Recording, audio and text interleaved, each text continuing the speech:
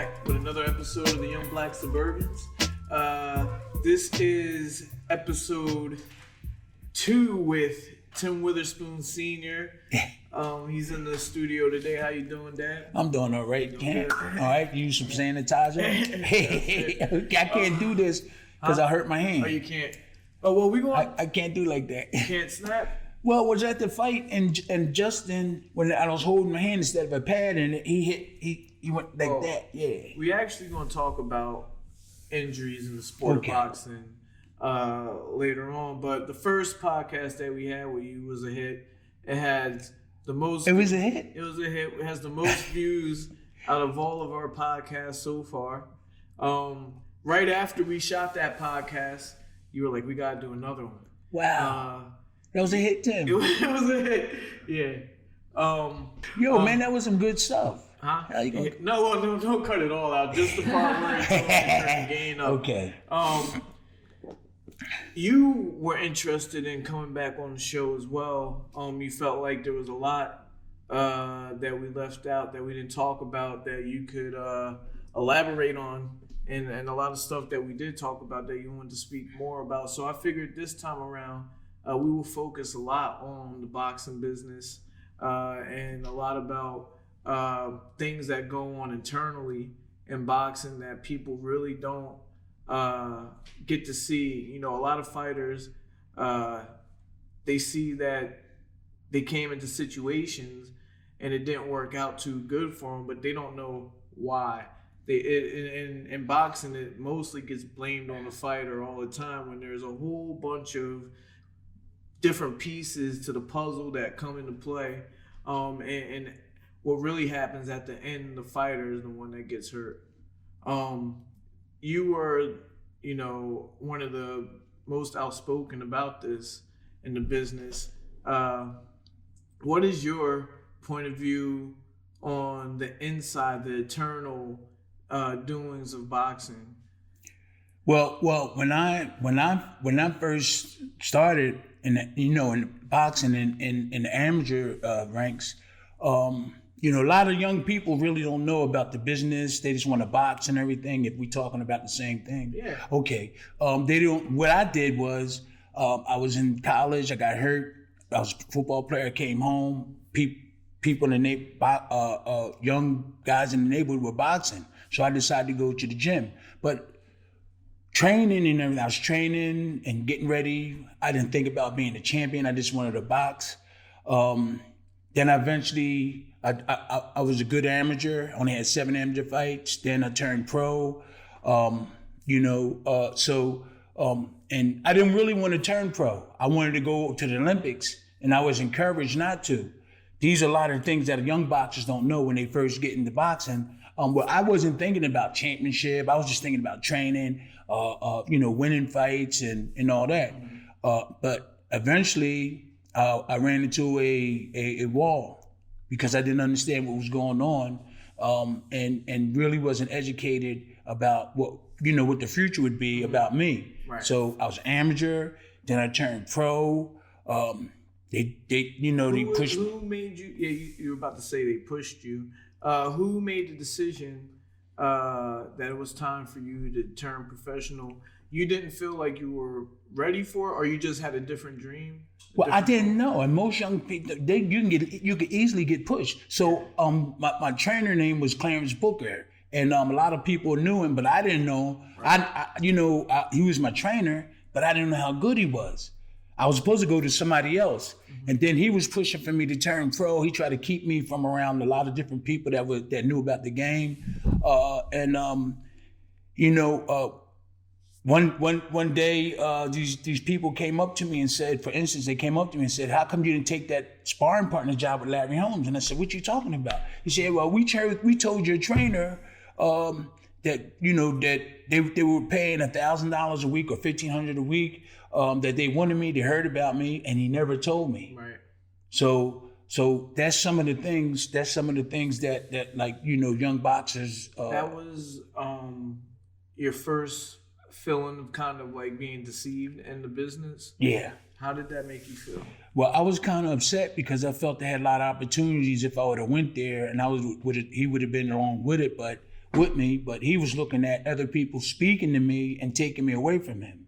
So that was one of the problems later on that I learned that I was with him. I didn't know about other opportunities. He tried to close the door on me, and so I left him. Right. I left him and went with let me see, Matthew Saad Muhammad, I think it was. I would, they was up at Ali's camp, and I was a sparring partner. So that was it. I just left him because he lied. He didn't tell me the truth. Right. Who were your role models outside of the sport?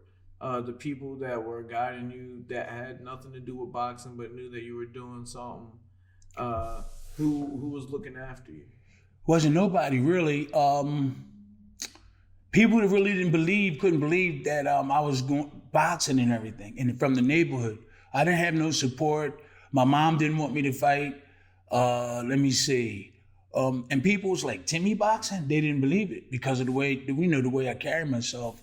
I don't go around bullying people and all that type of thing. So, I went to the gym with a friend of mine that I grew up with named Keith Davis. We both went together. Then my brother Anthony came along. So nobody encouraged me. I just like sports. Right. And we were taught sports at a young age by this guy named Tommy Wade. Right. He lived in our block, and he made sure we did everything, nice things, good things, and stuff like that. Right. Yeah. But as you were turning pro, was Tommy Wade around, or? Oh yeah. Yeah, he was there. And was it proposed to you? Because every fighter has that. Well, not every fighter, but a lot of fighters have that moment where, do I stay amateur and try to make it into the Olympics, or do I turn pro and try to make money? For you went pro. I went pro because we knew that was 4 years from me actually being able to compete in the Olympics. So we said, let's turn pro. Oh, right. I remember. Yeah. And that would have been a hard road anyway. Yeah. But when it comes time to turn professional, you got to have a team. You're supposed to have a manager or someone that's trying to manage you, promoters. Who was there for you outside of your trainer? Who was your manager? Who was your promoter from day one? Did you have one? Oh, no, from day one, it was just Clarence Booker, an old man, right, when I was amateur. And then eventually, everybody, and I didn't even know it, there was a lot of people trying to steal me and my brother Anthony from this guy, Clarence Booker, but we didn't know because we didn't know boxing. My brother Anthony did. Right. And we didn't know there was people trying to get us until that Larry Holmes incident happened. So we had a situation like Mike Tyson did. There was a guy named Mark Stewart. He was in the music world, and he found out about us, and he sent his trainer, Slim Robinson. I think Slim Robinson told him about us because he was in the same gym. He was training Mike Rossman, the Jewish bomber.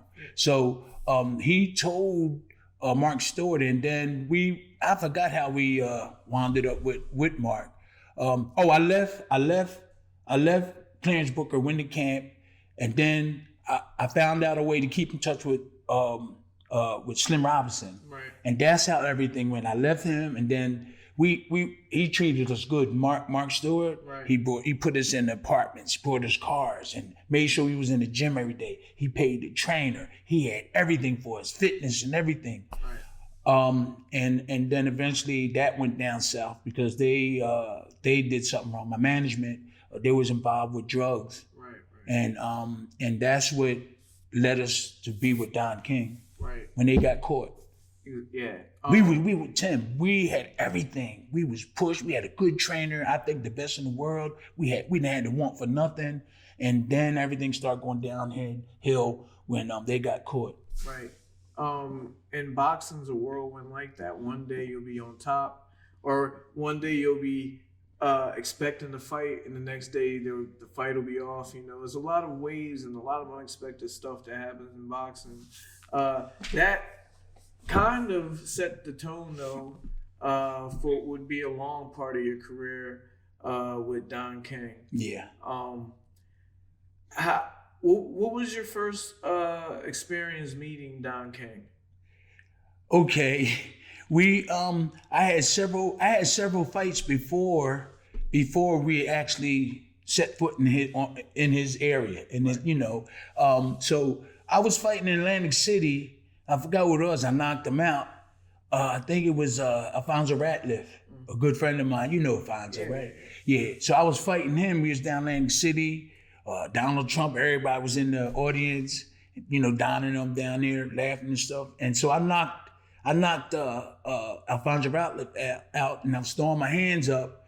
And so I heard, "Terrible Tim, Terrible Tim, it's gonna be me and you." And I'm looking around, there was Don King screaming at me. He kept pointing at me, "It's gonna be me and you, Terrible Tim. Right. You're gonna be the one, you're gonna be the champ one day. It's gonna be me and you." And I was like, no, I'm like, wow, he was encouraging me on and stuff, like we were gonna be together. And I was like, wow, that's cool.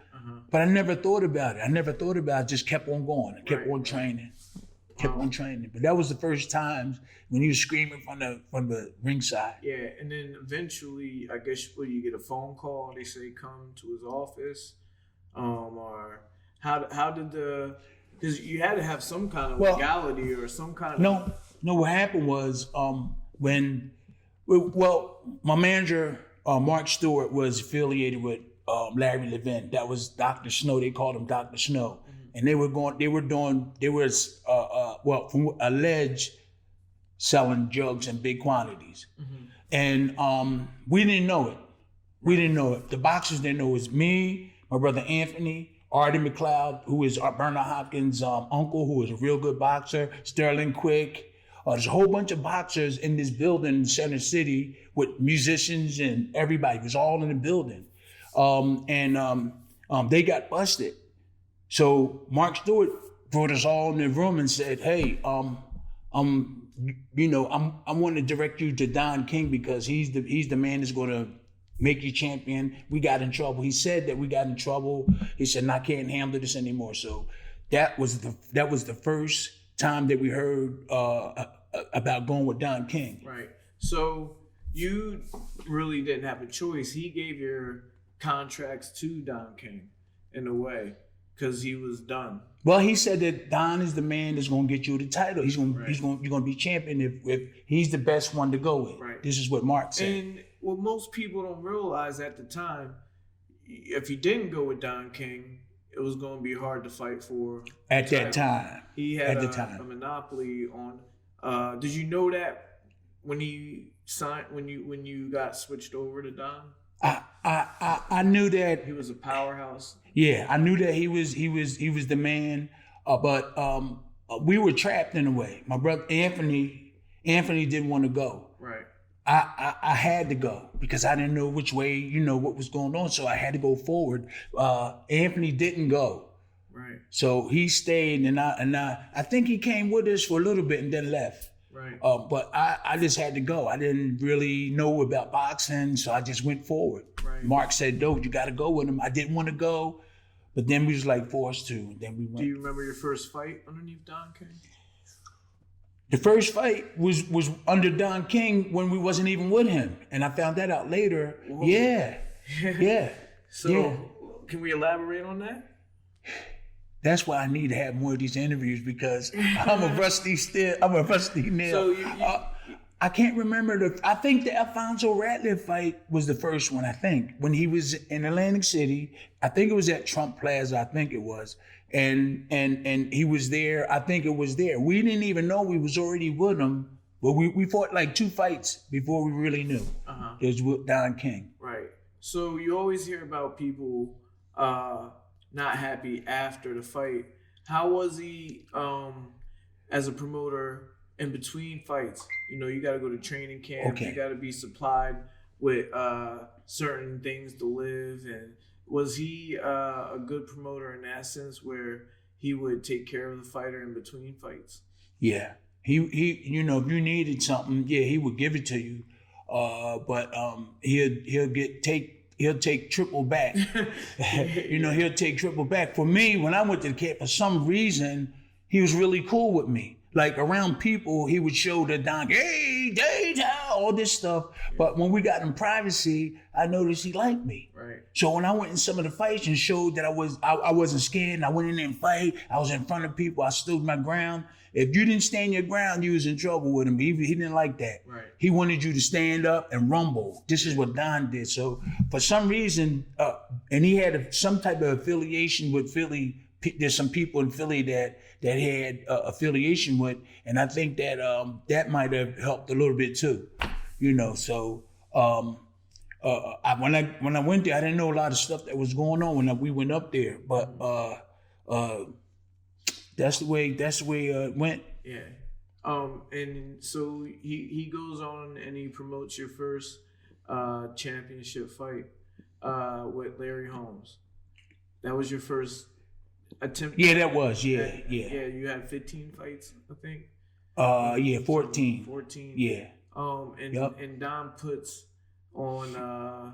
Were you a replacement for that fight or for the Larry Holmes fight? Yeah. No,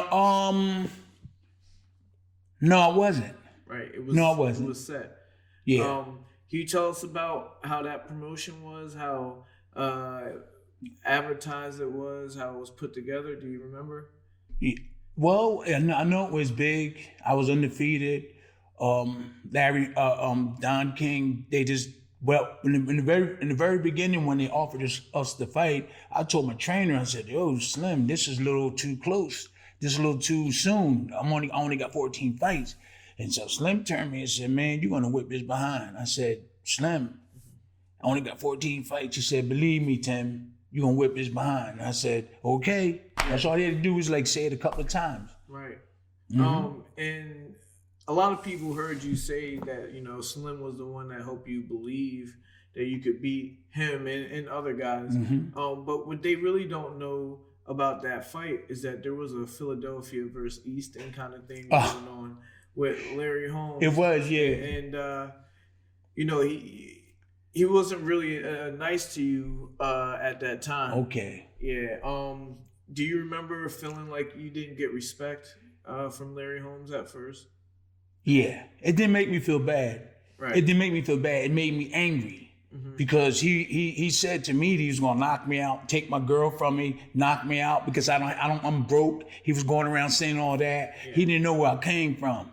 He didn't know where I come from, we stick together. I'm one guy that was going to, put up a fight and everything. So he did degrade me, talk negative about me, and it was the truth. I didn't have no money. Right. I had no money. I really had I had a lot of followers in my neighborhood down where I'm from.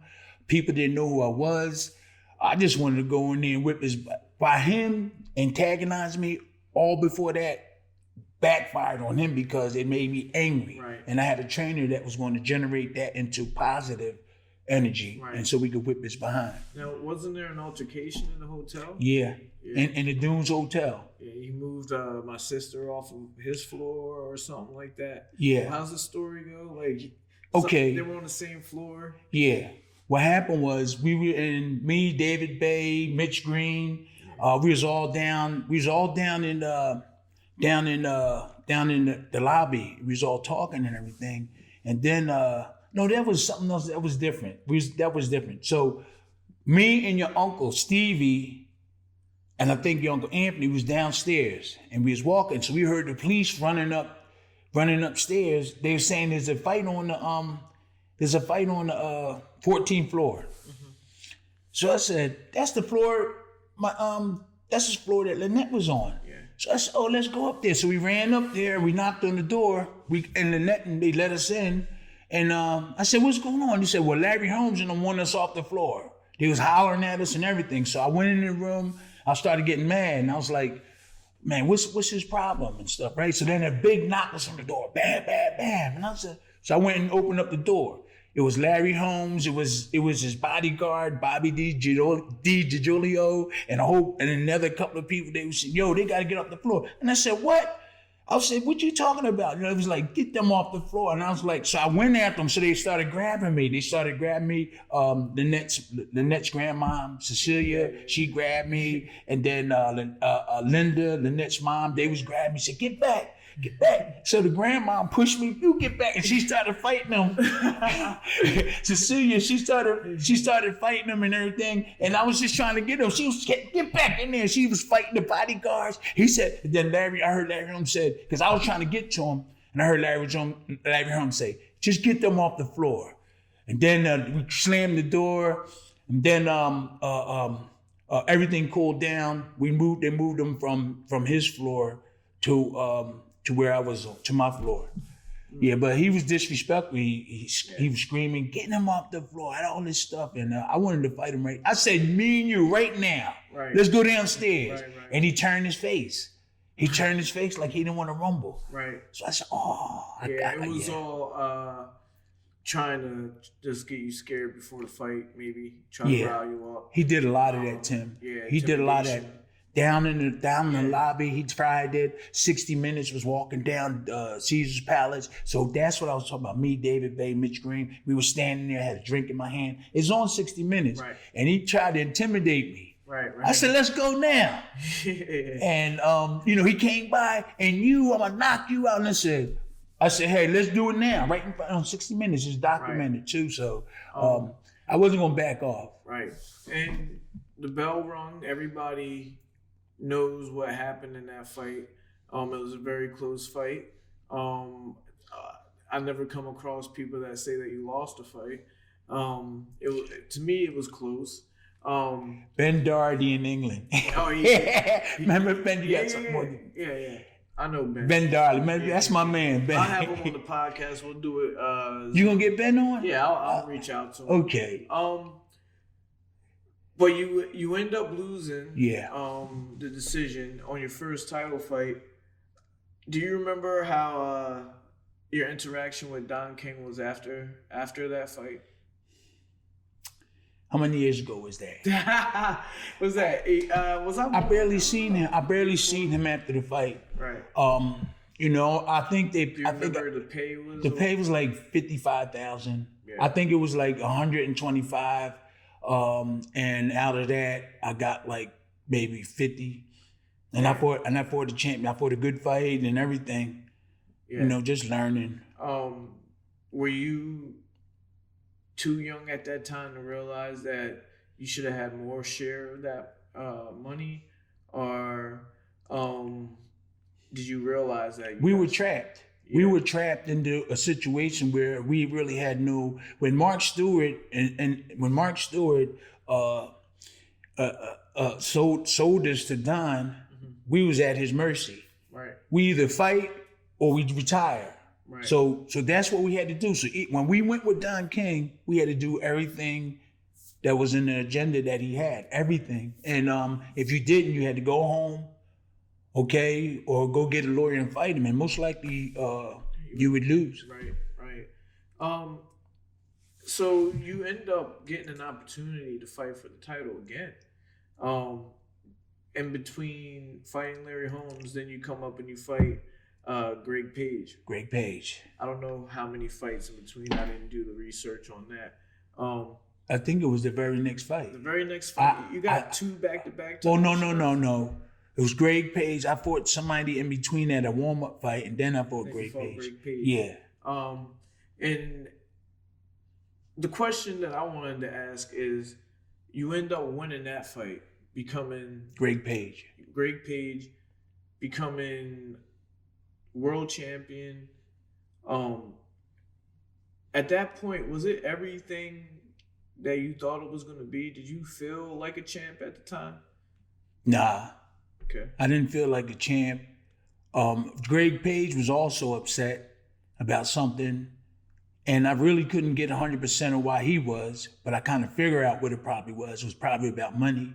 Mm-hmm. So we both was fighting a championship fight where both fighters were really not really disappointed in what the business part of it. Right. So I knew that he was upset and I was upset, but I was going to just keep on going forward. So I think mentally it bothered him a little bit, and so I just tried my best to out punch him, try to knock him out, try to win this fight and go forward. Right. But I knew there was two fighters that was unhappy in the championship fight at that time, but I came out on top. Right. and then you kept fighting, Mm-hmm. and you did it again against Tony Tubbs. And so you're the 2-time world champion now. After Tubbs. After Tubbs. Yeah. That's what I'm saying. Yeah. And you're supposed to be on top of the world. You know, you're the third man in history to win it twice. Right. Third man. The third. I didn't even know it till like a couple of weeks after the fight. Oh yeah. Yeah. So you're the third man in history to win the heavyweight championship of the world twice, and you don't feel like it because the business ain't right. You know, at that time, was it depression? Was it, you know, what was the feeling?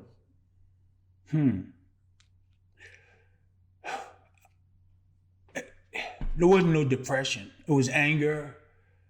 Like, why this have to be this way and everything like that. I didn't get depressed. I just wanted to, I was motivated to try to figure out what the problem was and why things were like this. Mm-hmm. You know, I'm young. I didn't know nothing about boxing. I'm not a manager. I'm not a lawyer. I just kept on fighting. And at that time, I knew it was wrong. Right. And I thought I had to play a game just to try to get on top. Whatever he said, I had to act like I'm not angry and just go along with the subject, whatever it was, and just try to fight. And ultimately, at the end, I had to really pull away from Don King. Yeah.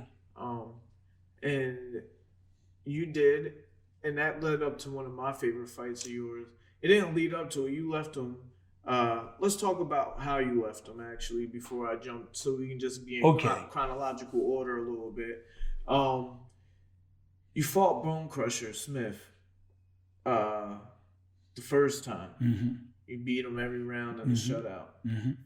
And then it came to you were supposed to have a fight. I don't know. I can't recall. I feel like you're supposed to fight somebody. I was supposed to fight Tubbs when the rematch, because you know what I did. Right. The marijuana. Yes. The marijuana. Explain. It was January.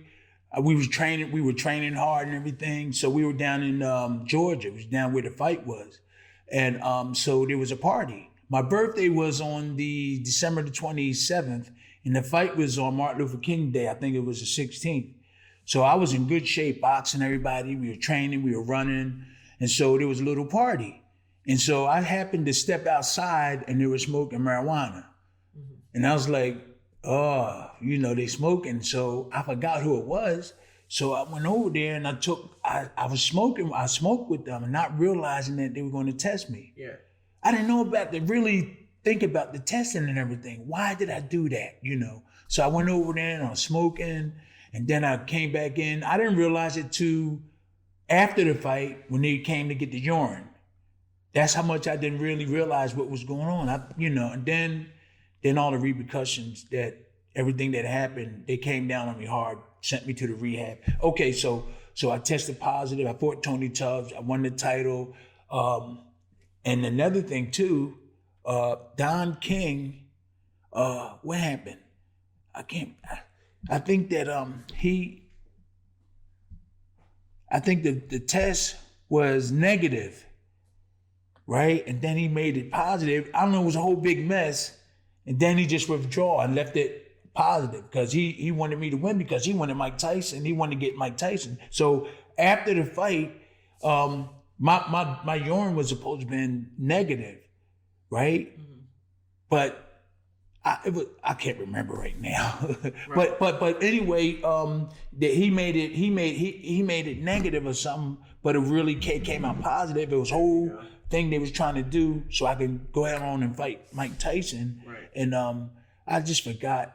That's why we need more of these interviews, man. Yeah, well, then I went on and so you got in trouble with the Tubbs. After Tubbs, and I had to give him a rematch. He hurt his shoulder. Right, he hurt his shoulder, and Don said he's going to put Bone Crusher. He said he's going to put Bone Crusher. So I said, hey, Don, I fought Bone Crusher. I beat him 12 out of 12 rounds. He might have got 1 round. I almost knocked him out like twice, 3 times. And so I was like, we wasn't in speaking terms neither, really. At the time? At the time, no. At the time, we wasn't in speaking terms because after I fought Tubbs, the IRS came in and took all my money. I had no management. You know, Carl King is supposed to be representing me and a lot of other boxers, but they didn't address that situation that I was in. Well, because it's a conflict of interest. His father is your promoter, yeah, and the son be your manager. He could not argue with his father on your behalf. But about taxes, he could do the taxes because if he managing he's supposed to take care of the taxes, and he didn't. But he didn't care. So they came in and took the money. Huh. They came in and took the money, and then I had to ask Don King for some money. Right. So I think he gave me $10,000. Right. So after I won the Tubbs fight, I had no money. Right. That's crazy. Yeah. So I had to borrow money from Don. Right.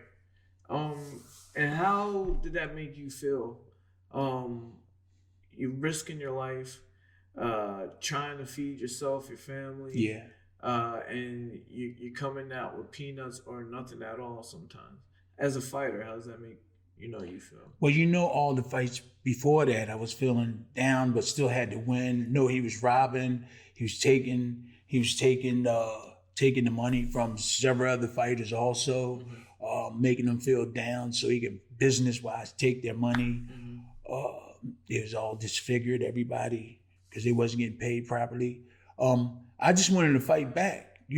I wasn't down. I was upset. Why does this have to be this way? Yeah, and the only way I can get ahead is just to fight. Do you remember having these conversations with other fighters that were upset about what was going on? Yeah, we would be in the training camp talking about it. Matter of fact, I was a loan shark in the camp, and I had money, and a lot of boxers was borrowing money from me. Right. He was borrowing out, and then I would get it back after they would get paid. Right. So that also led to one day when I was going to on the weekend, that's when Carl King paid everybody, and they was waiting for Carl to come. So Carl never came. So we was in the training camp. Everybody got in cars and drove around to Don King's where his complex was. So we was knocking on Carl King's door. Boom, boom, everybody. It was Mitch Green, David Bay, a lot of people that, boxers that was knocking on the door. So they saw they not there. Nobody would answer the door. So so there's knocking on the door. So then all of a sudden somebody moved the blinds. We saw something move. So they started knocking even harder. Yeah. They wouldn't open the door. So everybody got mad. We got in our cars and we drove back around to the camp. Then I said, wow, I'm not going to get my money because nobody going to get paid. So I took, I think, a rock or maybe it was a can. I threw it up against the kitchen thing. I cracked the window. Then everybody went into their cabins and they started getting, like Mitch Green had a shotgun.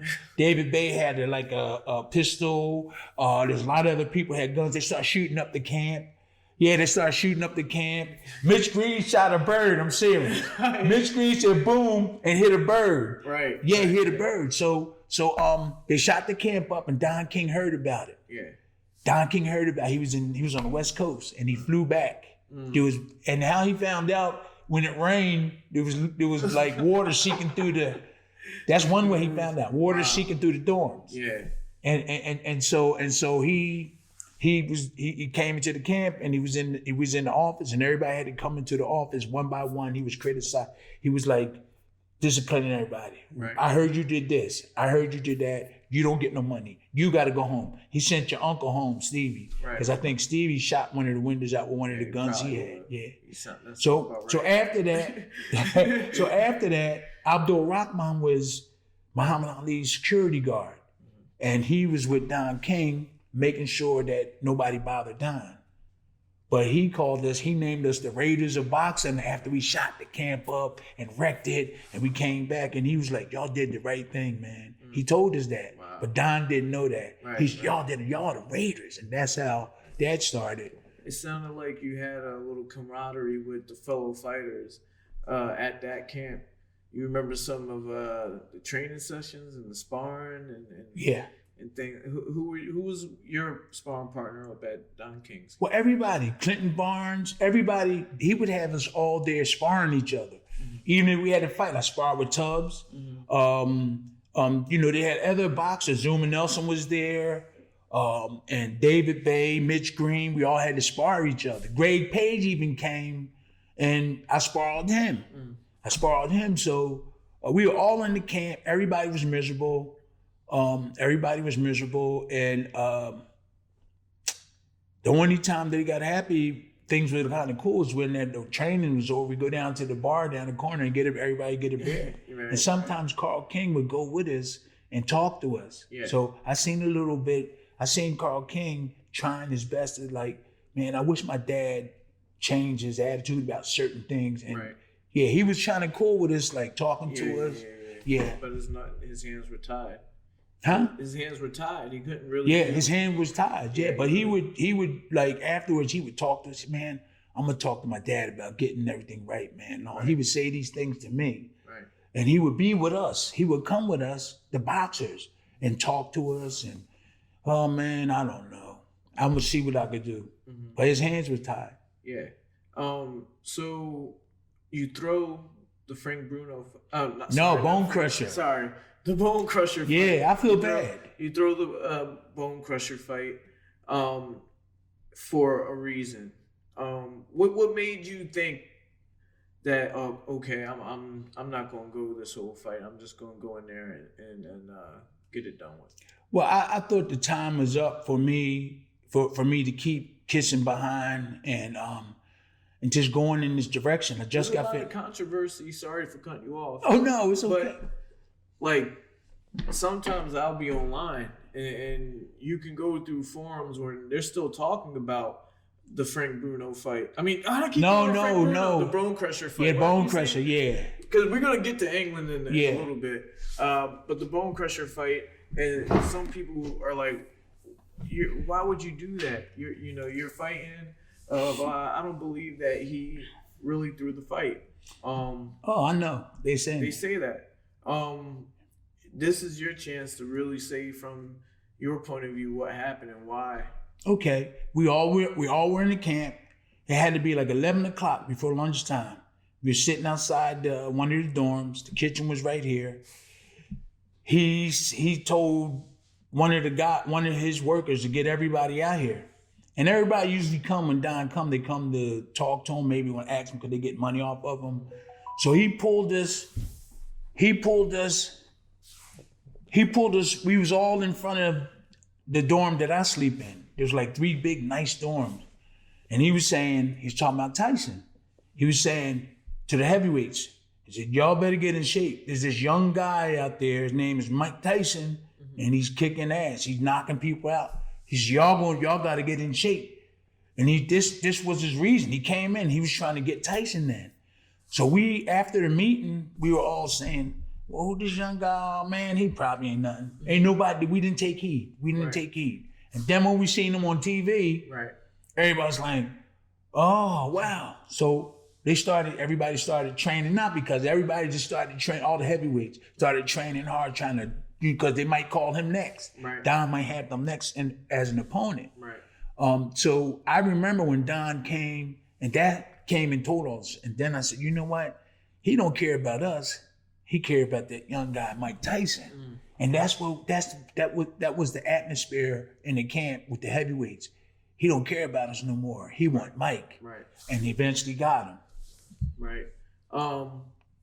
But the point where I was trying to say is you threw the fight. Yeah, and the reason why is because I knew what his interest was. His interest, he already told his interest in a way he did. His interest was he was trying to get Mike Tyson, and he didn't care about me or Bone Crusher. Right. Okay, now I was supposed to fight Tony Tubbs. I was supposed to give Tony Tubbs a rematch, and Tony Tubbs hurt his shoulder. Right. And I forgot to try to get in touch with him. I was like, I was confused. I should have gotten in touch, try to find out where Tubbs was to ask him if his shoulder was really hurt. Right. But I didn't because all the stuff was going on. So I didn't call him. I was just fighting against Don, And so I told him, I said, I fought him before. I won the fight. Why I got to fight him again?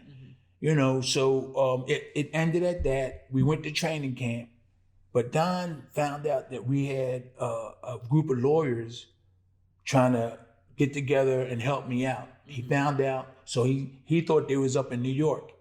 He sent me 5 miles. He sent me down to Florida, and it was only 5 miles away from the attorneys that I was supposed to see. Right. I was supposed to deal with. So he thought he was taking me away from my strength, and he sent me straight to him down in Florida. Right.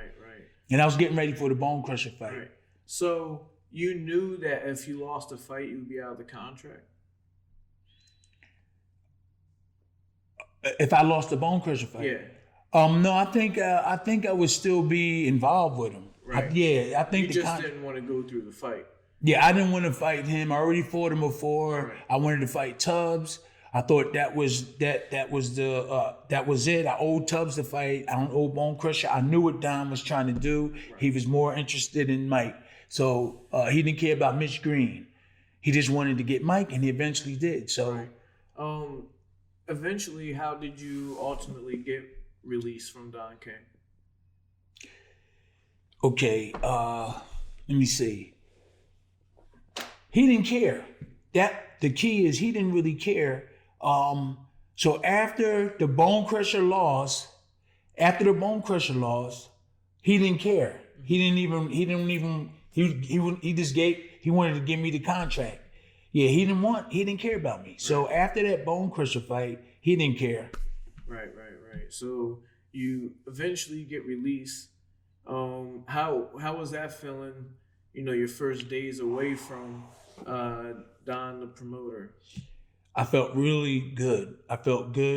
We had there was some promoters that were assisting me, and they said, well, if you break away from Don, we'll work with you. We'll help with you. We'll help. Yeah. And so I did feel good. I'm away from Don, but I also felt that he's the only way you can get another shot. I think I signed with Dennis Rappaport, who treated me really good after that. He really treated, but I was abused. Right. I was abused by Don, and I didn't know how to treat a man that was treating me real good. And we can go into that because he had security. If I needed a car, anything I needed, he put it, and I was like, wow, where was Don at? Well, Don was supposed to be doing stuff like this. Right. Yeah. One of my favorite fights of yours is another fight that you lost, close fight, but it was Ray Mercer. Oh, Ray Mercer. Yeah. I like that fight. It was, two guys that have been there. They've been champions before. I think it was on HBO. I remember. Yeah, it was HBO. Walking you guys out. You, right. Yeah. Was that under Dennis Rappaport? That was under Dennis. I'm trying to think. I should have got ready for this interview today. Wait a minute. That was under. It doesn't matter. Do you feel like you at that time in your career that you were mentally stronger than back in the day? Because to me it looked like I was more independent. Yeah, you were more sure of yourself fighting Ray Mercer, more confident, more comfortable. Than you were back in the day. You were still, obviously, you were more comfortable because you had years in. Yeah. But also, you could see you look more relaxed, more calm. Was that because you weren't in the same situations that you used to be in? Yeah, that was, and it was kind of late. It was kind of late, if you understand what I'm saying. Yeah. It was kind of late, and I just didn't know how to deal with it. I fought Ray Mercer.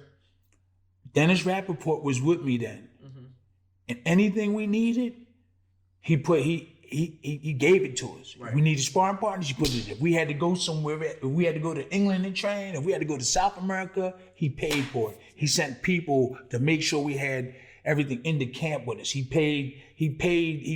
did everything he could, but I was abused by the former promoter and didn't know how to adjust, and I needed more people. Slim wasn't with us. Slim wasn't with us. It was Whit Laurie was another trainer. Country, James Thornwell. I think Aaron was with us. Aaron Snowell. But it was still kind of rough. And we just had to pick up the pieces. We was like, we had to pick up the pieces. So the bone pressure fight, I took the dive. I feel bad for him. Yeah. I took the dive, and he think that he beat me. I wasn't even hurt. The best thing he did for me in that fight, and I told you before, was knock my teeth out. That was already loose. Right. And 10 days before the fight, I was gonna go to the dentist and get the teeth extracted because it was loose. And the dentist said, I think that would make you sluggish. So he said maybe after the fight you should get it taken out. So the medicine might have a reaction. Right. And so your uncle picked it off the canvas and gave it to me. Right. That was the best thing that happened to me in that fight. Yeah. And we told the lawyers to make sure there was a 3 knockdown rule. Mm-hmm. And I did. If you look at the fight, he didn't really hit me at all. Right. Before you fought him, you got introduced to England, fighting the actual person I've been saying his name the whole time, Frank Bruno. That was beautiful. Yeah, that was a good time. You didn't get everything that you deserved from that fight either. No. But by this time, we all know because it was who your promoter was. Yeah. But what you got out of that is a relationship with another country. Yeah. And an opportunity to do things after boxing. And over there's a big market for you doing certain things. You want to talk about your life as an Englishman? Yeah, mate. Yeah. No, when I went over in Fort Bruno and knocked them out, all before there, they real good supporters over there. They support every sport that they have over there. I don't care what it is. And we went over there, we fought our battle, and afterwards in Basildon and Essex, we had so much fun in Essex, partying with the English people. Before the fight, though, was hell. Yeah. But after the fight, we saw really the love from all the people there. We sung songs. They knew better songs than we did. Oldies but goodies. They outsung us, but we still got along and everything. So after that, we started going back and forth. And it's just like being home when you go over there now to me. So I talk to Frank when I come over, and everybody over there. They love me. A lot of people love me over there. What are some of the things that you do when you do travel over there to stay busy? I do events. We do events. I don't know if we're gonna talk about. I'll go over there and see my grandson. Oh yeah. My grandson. I tried to. I fought over there 3 times. 3 times. Oh yes, you fought over there. Yeah. But they call you to do things like public speaking. Yeah. You do a lot of ribbon cutting. And yeah. Well, because of engagements. Yeah. Well, because of a lot of stuff they knew I went through and all that. But not only that, boxing needs support when it comes to. They need union. They need support when your boxer's career is over. But they behind us over there when it comes to in terms of organizing things for boxers. You got to do.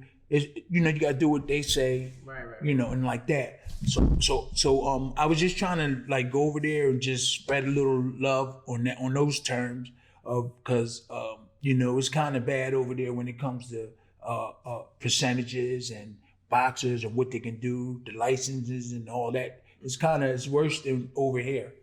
Yeah.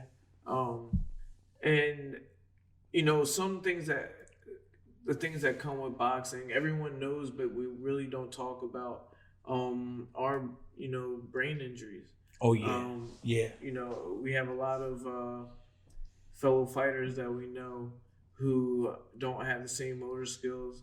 I'm talking slow right now because I just got done training. You're doing all right though. Yeah, I know, but I'm just saying I was training 5 hours on the road, 5 different people, so I'm a little slow. But there's some boxers or some athletes, let's not just say boxers, that are not talking well, not walking well. Yeah. On top of financially not doing well. we both know people that we've been at the public engagements, and we're like, wow, man. I remember. I know. One guy, famous fighter. I'm not gonna say his name on here, but he was talking before one of my fights, with Damon Feldman, who's gonna be on the show. Okay, Damon, yeah. And I was like, God, couldn't they have him talk after my fight? Because it was that bad that it made me like, man, I can't believe that, you know, we do this. Same thing happened with me. For a career, you know. You heard a fighter? Well, I was sitting next to a popular fighter, and he was really good friends with me. I'm not going to say his name, but we was talking, and we was over in England in an event. I did several events with him, and I was sitting right next to him, and then I seen him being disfigured, like he couldn't figure out something, and he was like, oh, golly. And it took him like about 20 seconds. He was like, oh, man, I can't. Then he started talking to me, and then he started talking to me, and then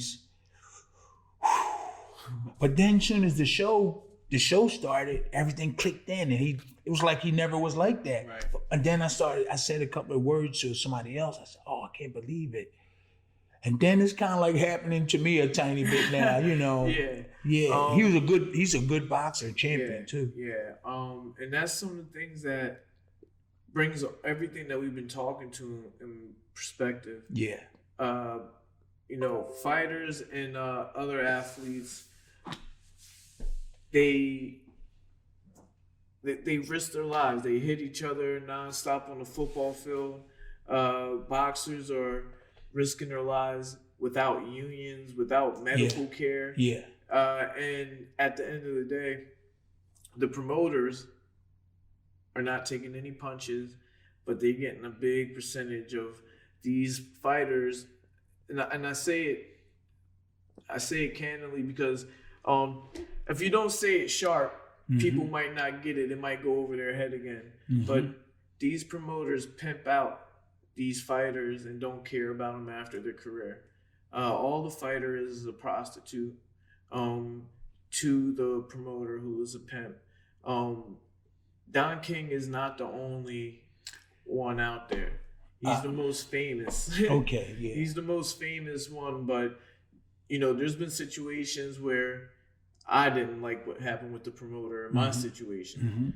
Been situations probably with other promoters where you didn't like what happened to you. Obviously, Don King was with you for years, and stuff. But at the end of the day, when are people going to come together and realize that things have to change? You know, fighters need more than just a purse. They need health care. Exactly. They need pensions. Yes. They need things to do when their career is over, to be involved. If you are in the NFL, most likely they're taken care of. You'll get taken care of, a pension. They'll even give you a job at an organization. For fighters, it's not that easy. It's not that way. For me to own a boxing gym after my career is an anomaly for people to do. So, you know, for people like me and you to, I don't want to compare my life to yours. You know, you've been through a hell of a lot more. But for people like us to go through what we go through and still be here and still be able to speak, still be able to walk, still be able to give back is a blessing.